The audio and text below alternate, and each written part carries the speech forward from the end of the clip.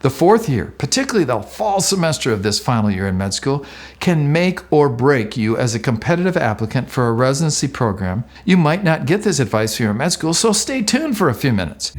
Residency looming, board exams ahead. What a milestone moment and a set of achievements. You're so close to graduation, and even before graduation, getting a position in the match. One of your best years ever, if you plan it that way. I'm Dr. Chad Brands. How do I know that? Because I lived it. I've had the pleasure of advising thousands of medical students since my match day on how to succeed in the match. And the fourth year is vital and critical to your ongoing success in medicine in your career. I can think of moments of great celebration and difficult times. The fourth year likely holds some of both. My wife and I were anticipating the arrival of our firstborn child on match day. I remember she said, "Oh, I think that child's coming today." Getting married, taking trips, spending time with family and friends. The fourth year needs a strategy for life first and medicine second as you finish out your experiences in what we call undergraduate medical education, and then head to graduate medical education, the residency and fellowship years that are just beyond the match, and getting that signed diploma from the dean. So in today's session, I'd like to give you practical strategies about how you can be even more successful in your fourth year and beyond as you look to the match and graduation. I'm also going to be giving you that big picture for what this channel is known for, through that perspective and lens of a program director, a leader in graduate medical education, having served as a senior dean advising medical students on how to get into and through the match, and having seen them spectacularly succeed. 100% match rates come to mind. The fourth year of medical school, even though it's been called the lost year, is the last year, but it's got to be your best year. Why? Because it's probably the most important year to set your flight path in motion that will determine how successful you're going to be in the graduate medical education phase to come. Your residency is on the line. Don't lose this opportunity. Fall semester of this final year in med school can make or break you as a competitive applicant for a residency program in specialty graduate medical education. It depends on how you set it up, your very own fourth year. It's not your neighbors, it's not your friends, it's yours. Let's set it up for success. First, schedule major amounts of time off and time away from campus in your fourth year. I bet you didn't see that strategy coming. That strategy is not new, but it was developed way ahead of the wellness movement contemporary in medicine. I and many other colleagues have successfully used it, benefited from it, and recommend it. But you have to accept it. Life is more important than medicine. We're not all about what we are in our white coats. Why, you ask? You need time margin, and you have to dedicate time to interview for residency programs, aka they're employed resident physician positions that will follow your expensive medical school years. You're going to get a paycheck. Without time off, you'll otherwise be disadvantaged in a competitive application process. Many med schools used to ensure that students would have blocks of time off with flexibility during the fourth year so they could travel to cities by auto, train, plane, and engage in required in-person interviews. Then the last several years came about and virtual interviews somehow became the norm. The pendulum is swinging back to on-site and in-person employment interviews. And you're going to need to proactively anticipate potentially being invited for an interview on-site, in person with residency program directors in the residency of your dreams. You're going to have to fund that travel in these interviews. Campus sites in multiple cities. And your schedule has to be in the clear first. Why? Program directors who are seasoned physician executive leaders chosen by their peers and systems are looking to identify next talent opportunities in the pipeline. The division ranks for attending physicians, faculty members. Think about it. The literature in medical education documents that professionalism and communication are needing quite a bit of work from all of us. And these domains are therefore going to be assessed on-site by program directors. Assessments that are led by our colleagues and their teams. Believe it or not, seeing is believing. And as we say, include that whole picture where you could become a resident physician. See the program, the people, the places, go out for dinner with the resident colleagues. Looking at the current scenario relevant to the match in many specialties, now you've got to strategize and look ahead and through and past the match. Some of our outstanding orthopedics colleagues brought this back in the last few years, and they said, you know what? We just can no longer select talented colleagues to operate as gifted orthopedists without meeting them in person. It's an employment interview. A number of them also said they were no longer going to drop everything they were doing for one or two candidates that just happened to drop by the hospital whenever they felt like it. Imagine, on a whim, without advanced scheduling. Not a great way to create a positive first impression as a professional interviewing for a position. I give these colleagues tremendous amounts of credit because they led us back with courage, as many of us tried to do. right, recently, and not following the herd mentality of all virtual interviews. You want to go in person. Doctoring's an in-person calling, and you want to take, as a candidate, that opportunity to see the simulation center, to know whether you've got eye, hand, mechanical talent, skills honed in medical school, to see if you can operate firsthand with chief residents in surgery. And if a student's interested in orthopedics, doesn't mean the student's going to be an excellent orthopedist just because they got great grades. Program directors are seeing right through many of the glowing letters, grade point inflation, elevation, stats, and have to sort through pass-fail dynamics on boards now as well. So they're separating the average future surgeons from the great future surgeons that they're going to develop and grow through graduate medical education. Program directors are looking for talent, and they're selecting leaders across specialties. And we know how that's done, and we'll continue to do it to build, develop, and grow the physician talent pipeline to our specialties and healthcare delivery systems. When are you going to take time off, you might ask?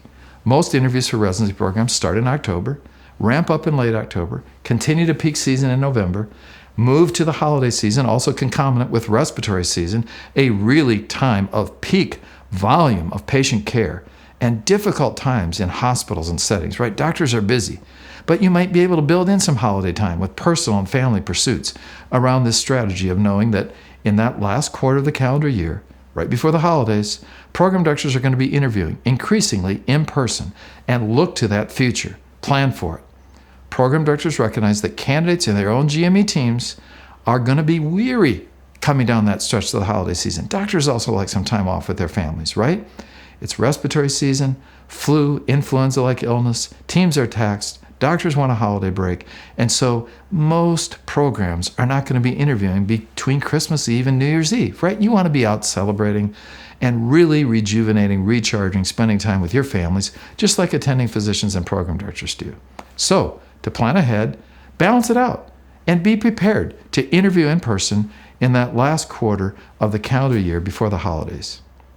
These GME teams are going to lead a focus, and they're going to be wondering what you're going to contribute to their program. Be prepared to travel and interview in the fall months.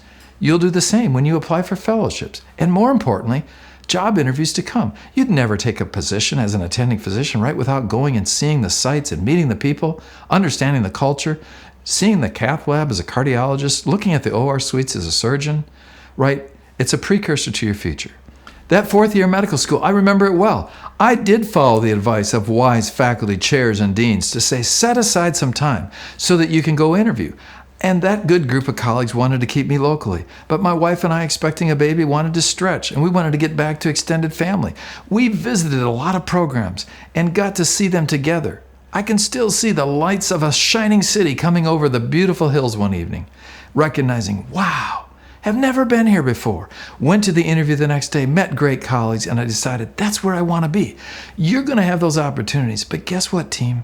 They don't come virtually necessarily. You got to be there, you got to answer the call, and you got to go and grow. These are employment opportunities, and guess what? You may spend the next whole segment of your career in this place, or you might be there for another several decades. Where do you want to go? Where do you want to actually interview? Put some places on that list that you might think, wow, I'm not sure. Go to some places where you think, wow, I really want to be there. A stretch list, a place where you're comfortable, and a place that's a sure set of where you can actually do that fourth year transition into residency. A top tier set, a middle set, and another set. Plan it out and recognize that's how you're going to get there. Residency is not medical school. You're going to be a doctor in a specialty, engaged, employed, on call. Where are you going to be? Extended family might be more important to you. If you're single, you're thinking, wow, I could go anywhere. What's on my bucket list? Stretch, dream. But then you got to be available to take that jersey number call up. When your talent is called in the draft, you've got to be ready to interview and to put your best foot forward. That program director wants to know how you're going to contribute to that program. Another strategy for your fourth year. Once you've decided which block months you're going to take off, particularly to interview in person, right? Then you need to think about promoting your own career and that competitive advantage in the match. How you're strategically going to put your required courses or clinical experiences in and around those available spots in the fall or spring semester. First, you got to prioritize your career, recognizing you're going to be expected to go to employment interviews or risk not being ranked for the match. The tactics under this strategy here are front-loading and offloading. Let's cover front-loading first. Take some of the courses required for your specialty up front in July, August, and September, for instance, in the summer-fall season, ahead of interview season. What's that look like? If you're headed into internal medicine, take the rigorous courses to round out your fourth year in cardiology, pulmonary, critical care, gastroenterology, medical oncology, hematology, infectious diseases. Other courses that will demonstrate to program directors that you really have what it takes in that field of interest. The same applies for surgery, right? Think about it. A course in anesthesia, additional surgery subspecialty electives, audition experiences to compete effectively for a top-notch residency position in a surgically aligned field. Front-load a critical care experience requirement. Do it in July or August at the top of the year. Do you really want to have to ask time away on a critical care experience scheduled during peak season of respiratory season when you could be out interviewing with great residency programs on a lighter month? The short answer is no. You've worked really long and hard to get here. Front-load those courses in the summer ahead of your interview season. Why follow poor advice and have to sacrifice in person the interviews that you've worked your entire career to get? They're employment interviews as a resident physician, and you'll have a contract and receive a paycheck. What happens with that acclaimed urology program calls up your number in the talent draft, but you're not available to take the interview in New York City, Seattle, or Dallas? You won't be able to engage directly with the faculty, the program director, tour the facilities, meet your colleagues, have a wonderful evening of dinner at the program's expense. You lost out in a big way on a professional opportunity, all because you did not plan ahead or take time proactively to think about taking time off and setting up your course load to front load it earlier in the summer months. So be strategically smart with that schedule. If you did not front load, then offload your fourth year. What does that look like? Well, after the holidays, January would be an excellent time to complete that critical care experience locally when you're on campus, when you're all done interviewing, when the interview season is over. You won't have to be excused for absences to go interview at surgical programs if you're doing critical care in January, right? It's a great time to do global health.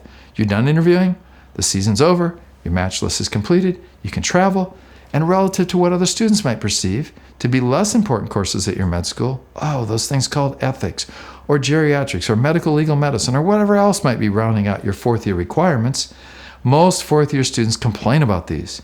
Different than senioritis, but offloading those remaining courses, those required courses, into non-interview season months means that you're setting yourself up for individual success. Take those required courses after the holidays in January, February, March, leading up to match day. You're about to graduate and start new positions. You got to move. It takes time, energy, effort, lots of it. You want to be somewhat settled by early June because you're going to start a new position as a resident physician in an entirely new hospital. Be proactive. You need to make your plan. Third strategy, schedule your spring semester of the fourth year to be back on main campus for that momentous occasion and all the celebratory festivities of the match and graduation. You're really not going to want to miss out on what is likely considered by most students and physicians to be more fun and exciting. Match day more exciting than graduation. You work so hard for it. You need to enjoy it. Celebrate. Many medical schools incentivize students to come back to campus if they're at a distance, and they'll have some required coursework for you to finish around that week or two adjacent to bookending on the match. Remember, it's also going to be your advantage to be on campus. You just might be, even though you don't think now, a student that goes unmatched, and then you're really going to need the advice of your esteemed faculty and deans and guides to navigate that tough process week of the match and getting a remaining position that might just be available if there are a few remaining in your specialty. Always best to have a backup plan in life and to be confident, yes, but make sure it doesn't happen to you that you go unmatched. It's entirely unexpected often, but generally for reasons that you could predict. That's true in specialties where there are too few positions and way more candidates. And if you've had any academic or professional deficiencies whatsoever in med school in those competitive fields, take a moment to think about it, right? Navigating the processes now to potentially secure a remaining position in the match. It's a tough spot to be in if you open a token on a Monday of match week and find out that you don't have a position. Remember, if you don't secure a position in the match in your graduating year of med school, the data shows it's going to be even more difficult the number of years that you go outside of the match as you leave medical school. This strategy then brings us back to being on campus and being there with your classmates to celebrate. Ensure that all of your coursework is completed. and that you've rectified or remediated any of those academic or professional deficiencies. Are there any remaining obstacles that would prevent you from a timely entry into a resident physician contract and entering with good transition planning that program? Is there a parking ticket that you didn't pay? Did you not sign in at the financial aid office for the last semester? You want that signed diploma, right? Because without it, from the dean, you cannot start a residency program. You have to give the program director a signed diploma. So it's not a time for a reveling party or indiscretionate behaviors that'll prevent you from getting that signed diploma when you look at it at the graduation celebration and the dean has signed it. Be ahead of the deadlines. You want to graduate with your class on time and off to become an employed resident physician in a residency program that's going to make you the doctor you've dreamed of being. Take that block schedule timing approach to setting up your 4th year. Then you'll succeed in securing a residency position in the match. You're interviewing for an employed position with a healthcare delivery system as a resident physician with a contract. Be prepared to be a professional. You're going to be invited to an employment interview, virtual, in person, or on site. Seize these opportunities.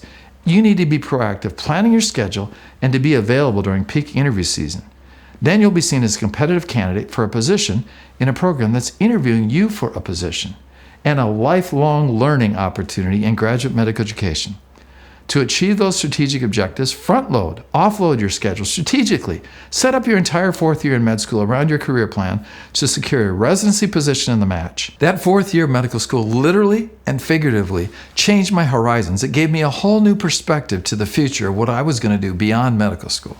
In future releases, I'm going to give you a futuristic view to graduate medical education and what's coming at you as life evolves into your residency and as a resident physician. How you can prepare strategically for day 1 of residency to be a successful physician. Subscribe to the channel, share the videos, check out our website in the link down below, mentoringdocs.com, and enjoy that 4th year of medical school. So strategize well, and as always, stay well and study well.